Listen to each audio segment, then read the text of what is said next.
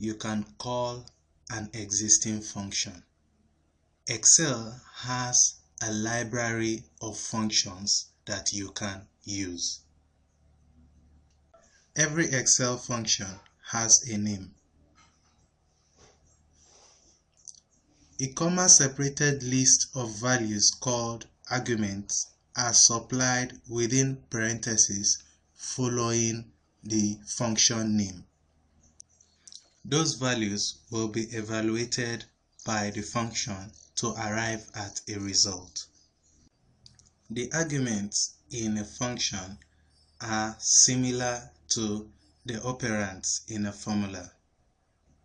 You can enter a function into a cell, or it can be a part of a more complex formula.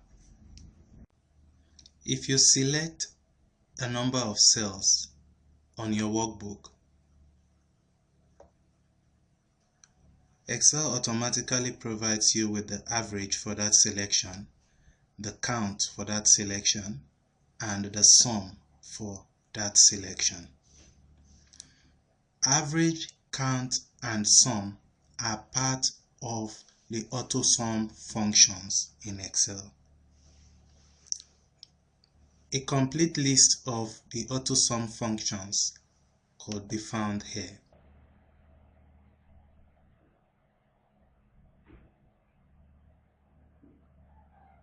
You can find all the commands related to Excel formulas and functions on the Formulas tab.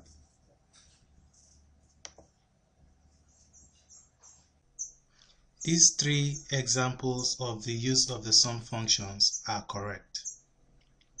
You could supply values as arguments, or you could supply cell references, and you could also supply a range of cells. This means A1 to C1, that is A1, B1, and C1. The way functions use arguments is specific to individual function. It is necessary to study a function you want to use to know what arguments are required and how the function will use those arguments to arrive at a result. To create a formula that will add all the incomes, equal to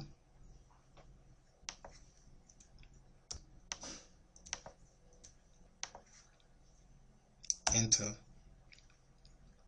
and this is the sum for all the incomes. If you make a selection of the incomes, you will get the same value here. Instead of creating a formula to give us this sum, we could use the sum function. We will now demonstrate how to use the sum function. Equal to sum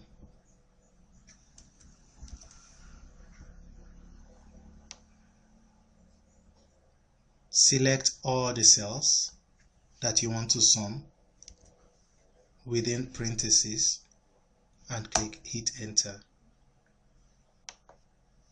You get the same results.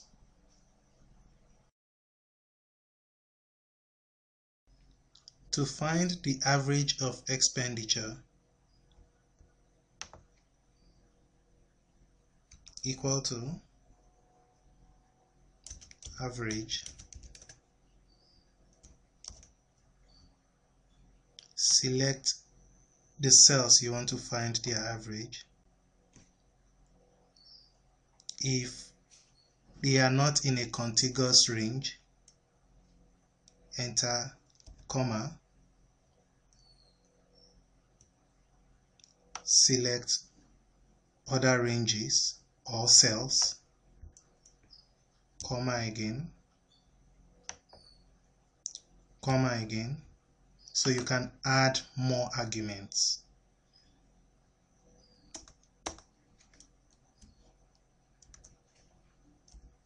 So this is the average for expenditure.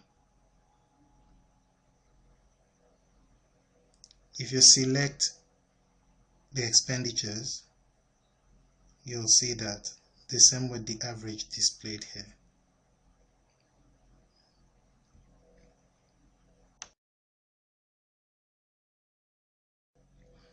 The count function provides the number of cells that contains numbers within a range of cells. For example, if we enter equal to count,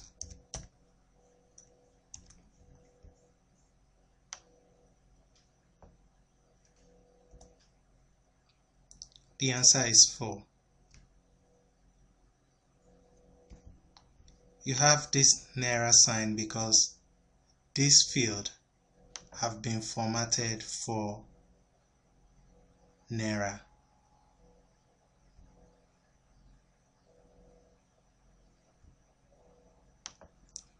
If you enter the same function here,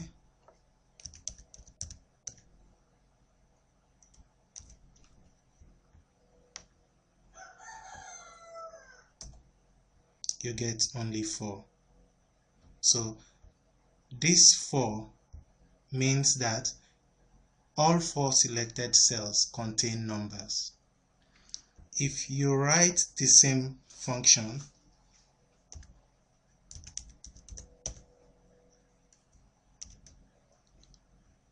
but this time you enter cells with numbers as well as cells with text,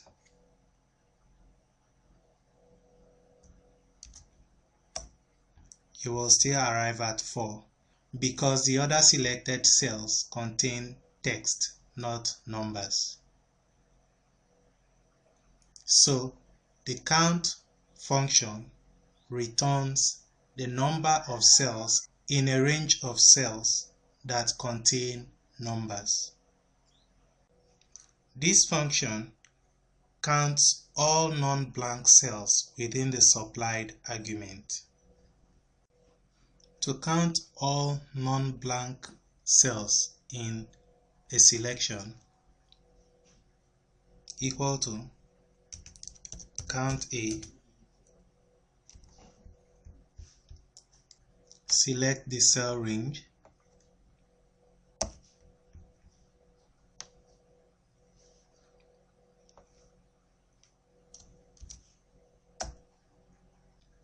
the max function returns the maximum value in the cells supplied as arguments.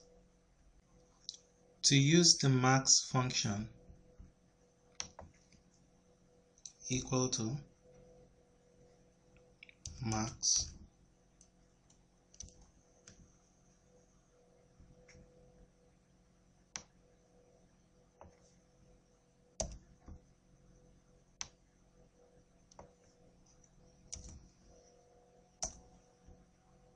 the maximum number in this range of cells is this.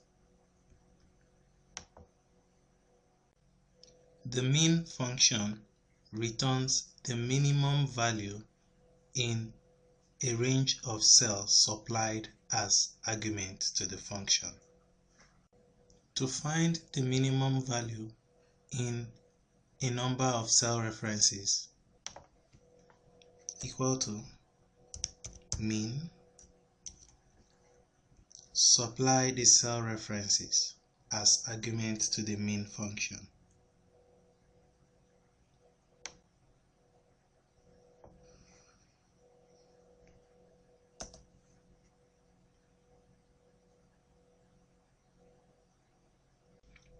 The COUNTIF functions allow you to set criteria for which cells must be counted. Only cells that meet the set criteria will be counted.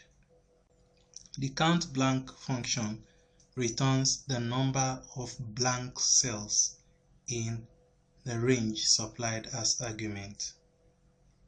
You must be wondering how easy it is to learn about Excel functions. Because there are so many functions in Excel which relate to various topics. Excel has organized all these functions into topics to make it easy for you to find, learn about, and use functions. The function library is a group on the Formulas tab. The function library includes command for AutoSum functions, recently used functions, financial functions, logical functions, text-related functions, date and time related functions, lookup and references functions, math and trigonometry functions, and more functions. More functions include statistical functions, engineering functions, cube functions, information functions, compatibility functions, and web-related functions. We will now demonstrate how to learn about Excel functions. To learn about financial functions, click on Financial. Hover your mouse over the functions in the financial category and you will get screen tips for that function. You can click on Tell Me More to get more information about that function. Alternatively, if you want to use the square root function, click on the cell where you want to use the function. Click on the Insert Function command. The Insert Function dialog box will come up. If you don't know the function name, then you can enter a description of the function in the Search for a Function area and click Go. Excel will search for and provide you with a function that you have described from the function library. Also, you could select a category here.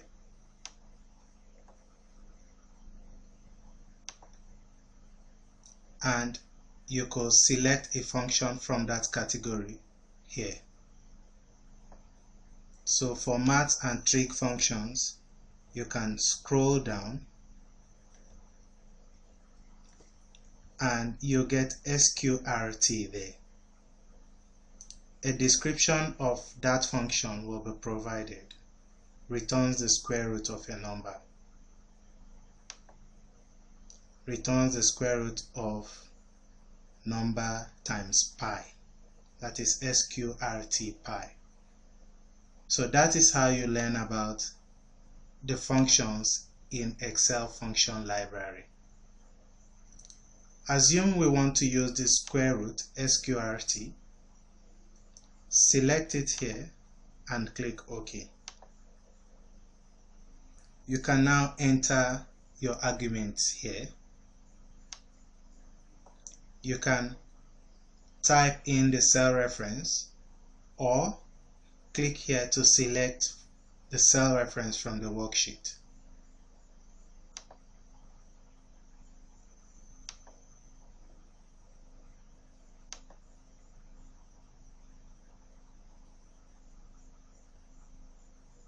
If you use the fill handle, you'll get the square root for all the records.